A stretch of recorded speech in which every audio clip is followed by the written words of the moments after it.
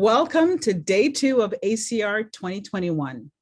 I am Professor Grace Wright, consultant rheumatologist in New York City, and I'll be taking you through some of the key talks and posters presented at the meeting today. I've chosen 3 abstracts on the large number of RA-relevant clinical presentations, which I think deserve a closer look. First of all, a 3-year study described by Fleischman and their associates described the clinical outcomes of RA patients switched from methotrexate to either upadacitinib, adalimumab, or a placebo. It is interesting to see data from long-term studies of newer monotherapies. Is this going to help us make informed decisions on clinical options for patients who do not tolerate methotrexate? This is abstract 0828 presented on Sunday, long-term safety and efficacy of upadacitinib or adalimumab in patients with rheumatoid arthritis, results at 3 years from the SELECT COMPARE study.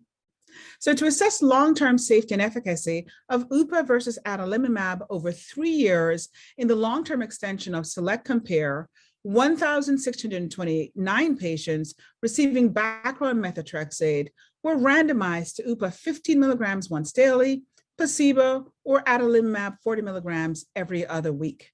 Between week 14 to 26, rescue was mandated for lack of response or failure to achieve targeted disease outcome. Our key results are that a higher proportion of UPA patients completed 3 years without rescue compared to adalimumab.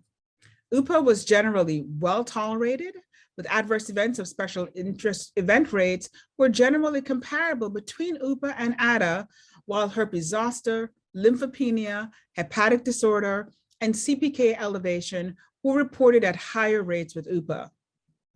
Consistent with earlier time points, greater proportions on UPA achieved low disease activity and remission at 3 years based on CDAI, as well as DAS28 CRP using the thresholds of less than 3.2 or less, or less than 2.6 compared with adalimumab. So in summary, higher levels of clinical response continued to be observed with UPA versus adalimumab through 3 years of treatment, and the safety profile was consistent. Moving away from trial data to a real-world clinical study, Witt and colleagues described the results of a 6-month post-marketing study of 276 RA patients treated with upadacitinib monotherapy or in combination with methotrexate in clinical practices. Disease activity and patient-reported outcomes from RA patients visiting clinics were presented. This is abstract 0833 presented on Sunday. Effectiveness of upadacitinib in patients with rheumatoid arthritis in German real-world practice, interim results from a post-marketing observational study. So data on the use of UPA in real-world clinical practice are limited. The UPWARD study is an ongoing prospective post-marketing study to investigate effectiveness and safety of UPA monotherapy or in combination with methotrexate in RA patients in German clinical practice.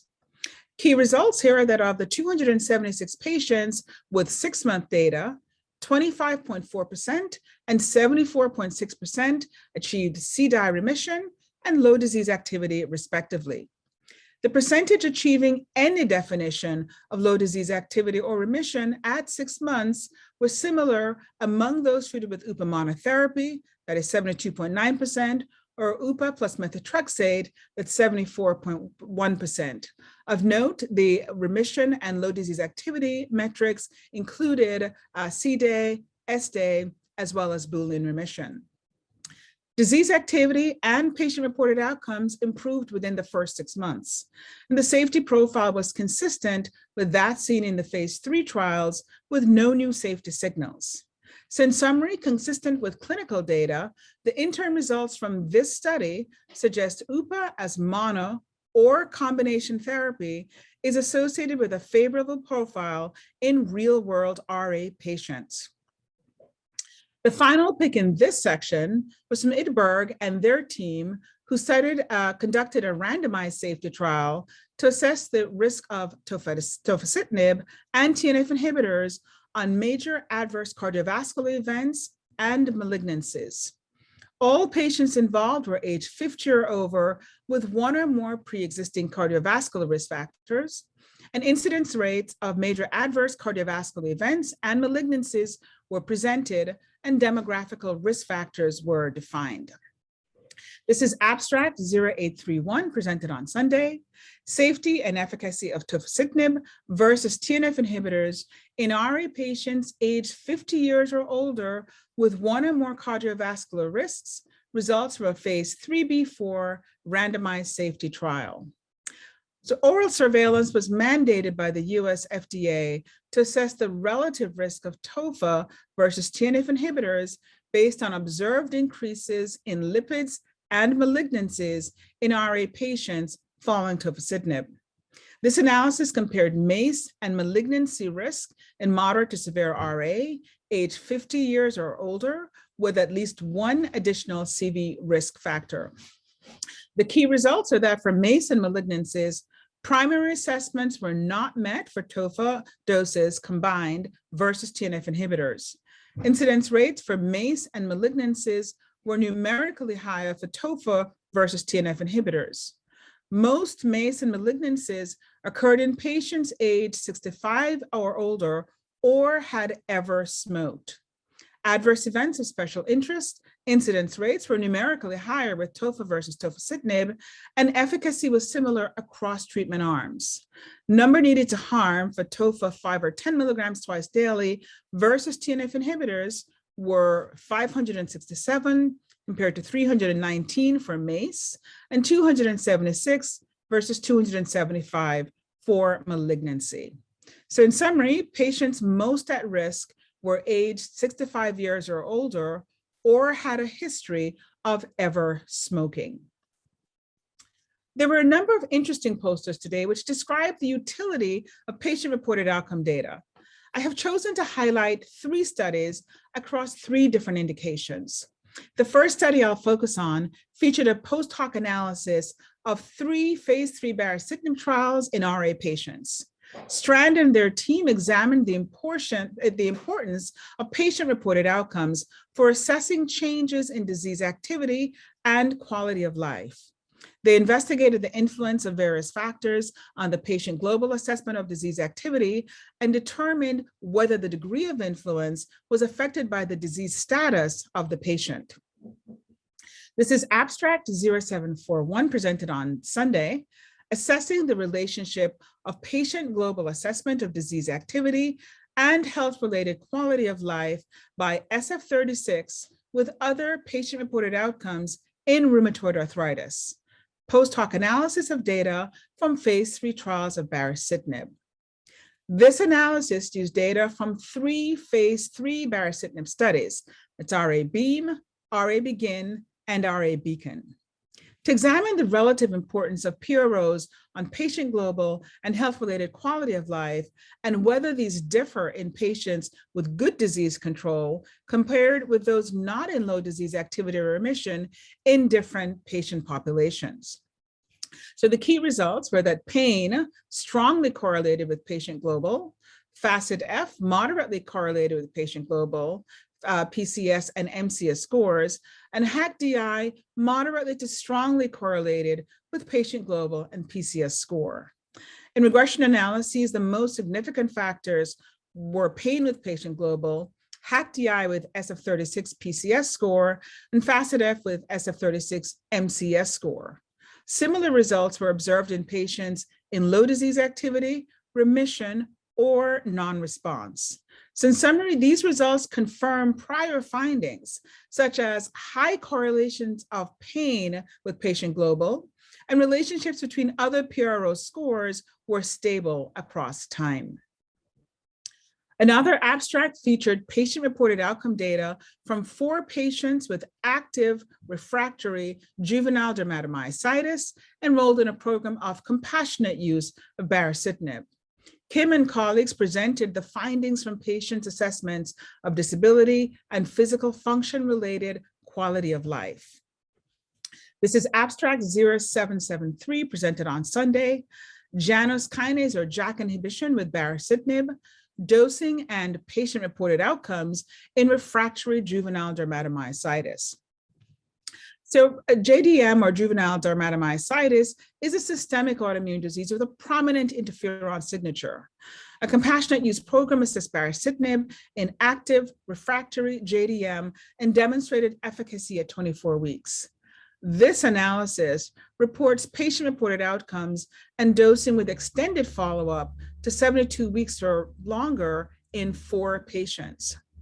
The key results are that at 72 weeks, the daily diary score, or DDS, changed from a mean of 2.0 out of 4.0 for patient parent to 0.4 with a p-value of less than 0.01.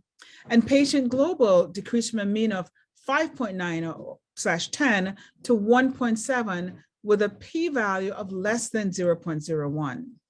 Other results indicated less disability and improved physical function-related quality of life. Baricitinib was generally well tolerated, and there were no serious adverse events or those requiring discontinuation. Dose adjustments were made based on renal function, safety, and/or efficacy in 3 patients. So in summary, these PRO data in 4 patients with refractory juvenile dermatomyositis show continued improvement in symptoms with baricitinib. The final abstract in this topic was from the team of Gossett, who examined the relationships between clinical measurements and patient-reported outcomes in a phase 2 trial of deucravacitinib for 203 patients with active psoriatic arthritis. They investigated correlations between psoriatic arthritis, impact of disease questionnaires, clinical measurements, and other patient-reported outcomes. They also demonstrated the additional patient health improvements found via the PSET questionnaires, which would not have been revealed by clinical measurements and other PROs. This is abstract 0750, presented on Sunday. Effect of deucravacitinib on the psoriatic arthritis, impact of disease questionnaires 12 and 9, analysis of a phase 2 study of active psoriatic arthritis. So 203 patients with active PSA were randomized to deucravacitinib 6 milligrams or 12 milligrams once daily, or placebo for 16 weeks in a phase 2 trial. This analysis compared deucravacitinib versus placebo on PSET 12 and PSET 9 responses and assessed the relationships between PSET scores and clinical and patient-reported outcomes in PSA patients. The key results were that adjusted mean changes in PSET at week 16 were significantly greater in deucravacitinib groups versus placebo. Significant improvements with deucravacitinib were also observed in those with PRO, LDA, or PASI 75 responses. In contrast, adjusted mean changes were generally similar with deucravacitinib versus placebo in non-responders.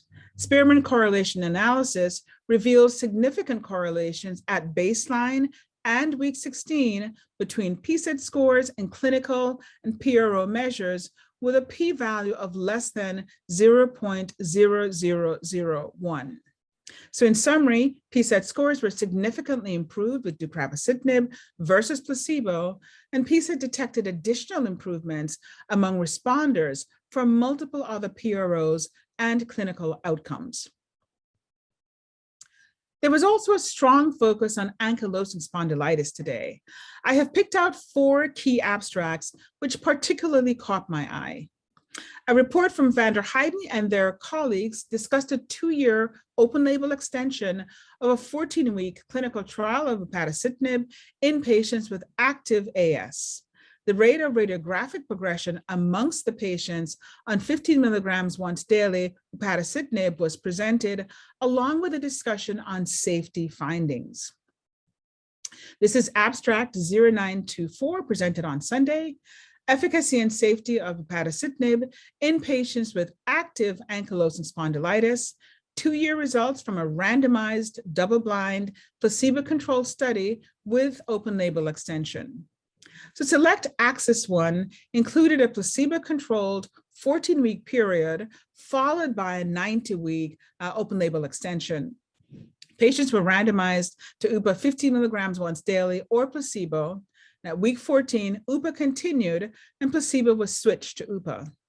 The objective of this long-term analysis was to report safety and efficacy in active AS through 2 years. Key results are that the ASAS-40 response, the MRI, SPART, spine, and SI joint scores were maintained through 2 years for continuous UPA. Similar results were observed among those switched from placebo to UPA at week 14. Overall, UPA treatment emergent adverse event rate was 242.7 per 100 patient years, with no serious infections, active TB, adjudicated MACE, lymphoma, non-melanoma skin cancer, renal dysfunction, or GI perforations observed. 5, that is 1.6 per 100 patient year, non-serious herpes zoster infections, and 35 or 11.3 per 100 patient year, CPK elevations were observed throughout the 2 years with UPA. So in summary, a low rate of radiographic progression was observed based on spinal radiographs, and no new safety findings were observed. Continuing with the AS theme, a phase 2 study in AS patients by Maximowicz and colleagues examined the impact of filgotinib on circulating serum and plasma biomarkers and evaluated filgotinib efficacy at 12 weeks. The levels of several biomarkers were presented, along with a discussion on how these correlated to disease activity and clinical characteristics. This is abstract 0928 presented on Sunday. Filgotinib treatment results in reduction of inflammatory and matrix remodeling biomarkers associated with disease in patients with ankylosing spondylitis. So Tortuga was a 12-week randomized, double-blind, placebo-controlled phase 2 study of filgotinib 200 milligrams in ankylosing spondylitis. Serum and plasma samples were collected at baseline and weeks 1, 4, and 12 to assess the impact of disease on circulating biomarkers at baseline and evaluate the effect of filgotinib treatment over 12 weeks. So the key results are that 5 clusters of biomarker response were identified based on kinetics and magnitude of change from baseline. As compared to placebo, a reduction in CRP, SAA, and IL-6 was observed, as well as a reduction in matrix metalloproteinase degraded collagen fragments, C1m, C3m, C6m, and MMP1. The change in several biomarkers correlated with changes in numerous clinical characteristics from baseline to week 12. So in summary, the biomarker decrease is consistent with reduced disease activity in Tortuga and suggests filgotinib can rapidly reduce a range of inflammatory cytokines involved in AS pathobiology. Moving on from clinical trial data, I will now focus on an interesting study examining potential factors which could predict favorable responses to treatments. McGray and their team conducted a post-hoc analysis of a 1-year study, upadacitinib, in active AS patients to examine potential predictors of favorable responses. Demographical data, as well as baseline and week 12 biomarker levels, were analyzed, and correlations with 1-year outcomes were discussed. This is abstract 0926 presented on Sunday. Predictors of 1-year treatment response among upadacitinib treated patients with ankylosing spondylitis, a post-hoc analysis. Select Axis 1 included a placebo-controlled 14-week period followed by a 90-week open-label extension. Patients were randomized to UPA 15 milligrams once daily or placebo. At week 14, UPA continued and placebo was switched to UPA. This analysis determined whether baseline characteristics or early responses predict clinical response at 1 year in AS. So the key results were that no meaningful predictors of 1-year efficacy outcomes were identified based on baseline demographics or baseline disease characteristics. Week 12 responses based on disease activity measures and PROs were associated with achievement of inactive disease, low disease activity, partial response, and ASAS-40 at 1 year. Improvement to week 12 in back pain score consistently predicted several efficacy outcomes at 1 year. So in summary, in UPA-treated patients with AS, improvements in patient-reported outcomes and reduction in back pain score at 12 weeks predicted clinical outcomes at 1 year. The final highlight of the day features the exciting first-time description of the inflammation status of bio-DMARD naive patients treated with tofacitinib. The team of Ostergaard described Candem MRI data showing detailed inflammation data for posterior lateral elements of the spine and the facet joints in patients on tofacitinib compared to placebo. This is abstract 0930 presented on Sunday. Effect of tofacitinib on spinal vertebral body and posterior lateral element inflammation and structural lesions using the Canada-Denmark MRI scoring system in patients with ankylosing spondylitis results from a phase 2 study. So the Candem MRI system enables detailed anatomy-based evaluation of inflammatory and structural lesions in spinal vertebral bodies and posterior elements in AS. In a phase 2 study, bio-DMARD naive patients were randomized to tofa 2, 5, or 10 milligrams twice daily, or placebo, and MRI data evaluated for 137 patients. The key results are that at week 12, significantly greater reductions were seen in the pooled tofa group versus placebo for total Candem spine inflammation score, vertebral body, posterior elements, facet joint, corner, non-corner, and posterior lateral inflammation subscores. Similar reductions were seen in tofa 5 or 10 milligrams twice daily groups versus placebo. A numerically greater increase in total spine fat score was seen in pooled tofacitinib. Tofa reduced inflammation in the posterior lateral elements of the spine and the facet joints, which has not been described previously. And that wraps up our highlights for day 2 of ACR 2021. Don't forget that you can download our highlights brochures to see the abstracts we've selected for the whole of the Congress. You can also watch yesterday's highlights from Professor Leonard Calabrese, who will be back tomorrow to take you through his top picks from day 3. Thank you for joining me today. I hope you've enjoyed this roundup of day 2 of ACR 2021.